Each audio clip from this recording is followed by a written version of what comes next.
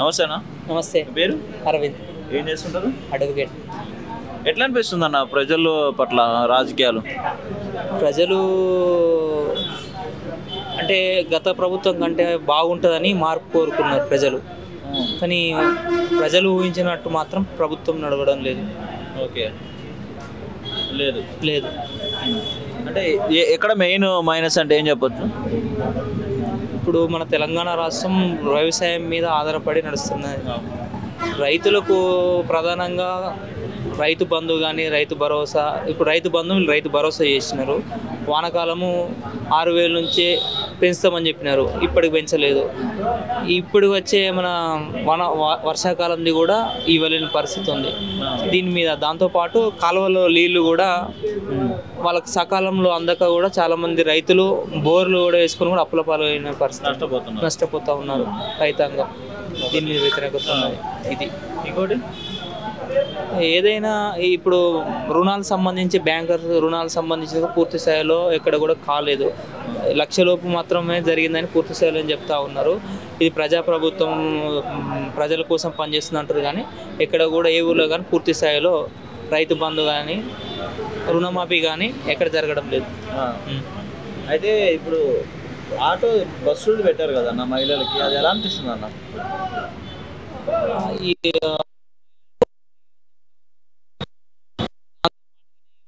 RTC కూడా electricity బస్సులు కూడా తీసుకొస్తూ ఉంది.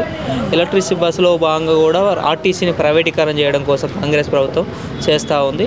ఎలక్ట్రిసిటీ బస్సులో కూడా మహిళలకు ఉచితం లేదని చెప్తా ఉన్నారు. ఇప్పటికీ ఆర్టీసీ నష్టాలు ఉంది.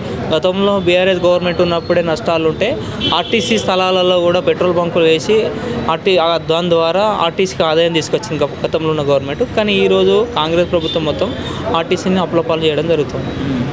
అంటే ఇప్పుడు సజ్జనార్ గారిని ఇప్పుడు ఐపీఎస్ బాగా ఎన్కౌంటర్ స్పెషలిస్ట్ లాంటివన్నీ తీసుకొచ్చి ఆర్టీసీకి వేశారు. ఆయన పర్ఫెక్ట్ పనిచేస్తున్నారు అనిపిస్తుందా? ఈరోజు ఇలా పాలసీలు తీసుకురావడంలో సజ్జనార్ గారు కావచ్చు, సజ్జనార్ గారు కూడా పేరు ఉన్నది. మన ఏదైతే రేపిస్టులను నిర్భయ రేపు సంబంధించిన వాళ్ళని కూడా ఇక్కడ మన దిశ రేపు సంబంధించిన వాళ్ళని కూడా ఎన్కౌంటర్ చేసినారు సజ్జనార్ గారు. ఆయన వచ్చిన తర్వాత 100 రూపాయల టికెట్, 1 డే 24 అవర్స్ కూడా టికెట్ తీసుకొచ్చినారు. కానీ ఈరోజు కాంగ్రెస్ గవర్నమెంట్లో అది దీన్ని డెవలప్మెంట్ చేయడంలో కూడా సజ్జనార్ గారు కూడా లోపం జరుగుతూ ఉంది. మొన్న రీసెంట్గా కూడా తను స్టేట్మెంట్ ఇచ్చారు, ఎలక్ట్రిక్ బస్సులు వల్ల రాష్ట్ర ప్రభుత్వానికి ఆదాయం ఉన్నది, రాష్ట్ర ప్రభుత్వం ఎలా భారం పడలేదంటే ఇది ఒక రేపటి ప్రైవేటైజేషన్ చేసడంలో భాగంగానే ఎలక్ట్రిక్ బస్సులు తీసుకొస్తూ ఉన్నారు. దీన్ని ఏదైనా కానీ ఆర్టీసీ నష్టాలు ఉందని చెప్తున్నారు ప్రజలు, నా తరఫున కూడా. ఇప్పుడు ముఖ్యంగా రైతులకి వాటర్ అనేది మెయిన్ సోర్స్ సార్.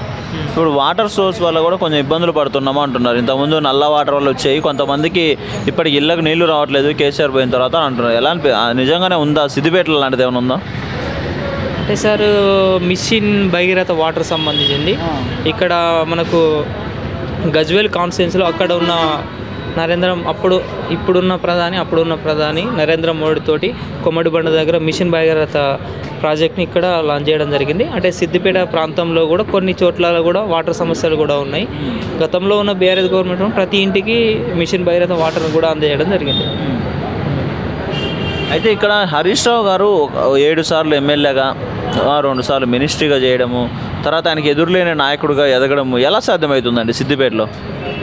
నాయకుడు అనేవాడు ప్రతి కార్యకర్తకు అందుబాటులో ఉండడం, దానికి పెట్టింది పేరు హరీష్ రావు గారు. ఏ నాయకుడైనా కానీ నేను బిజీ ఉన్నా అని చెప్తూ ఉంటారు. అంటే 18 సంవత్సరాల నుంచి మొదలుకొని 60 ఏళ్ళ వయసు వ్యక్తులతోటి డైరెక్ట్ కాంటాక్ట్ ఉండే ఏకైక నాయకుడు హరీష్ రావు గారు. దాని ద్వారా హరీష్ రావు గారు 7 సార్లు ఎమ్మెల్యే కావడానికి, మెజార్టీ కావడానికి అవకాశం ఉంది. అట్లా ప్రజలతోటి నిరంతరము సంబంధం ఉన్న ఏకైక వ్యక్తి హరీష్ రావు గారు. అంటే నాయకులతో సంబంధం లేకుండా డైరెక్ట్ ప్రజలతోటి హరీష్ రావు గారు సంబంధాలు. లీడర్ విత్ కార్యకర్త అంతే. అంటే ఒకప్పుడు కాయిన్ బాక్స్ ఎమ్మెల్యే అని కూడా ఒక పేరు ఉండేది, అది విన్నారా సార్ మీరు? కాయిన్ బాక్స్ అంటే గతం పాస్ట్, ఇప్పుడు మోడర్న్ టెక్నాలజీ వచ్చింది కాబట్టి వాట్సాప్, ట్విట్టర్, దానికి విత్ ఇన్ 5-10 మినిట్స్లో కూడా రెస్పాండ్ అయ్యి ఏ ఆపత్తున్నా కానీ రెస్పాండ్ అవుతారని తెలుసు. మా అందుబాటులో ఉంటారు.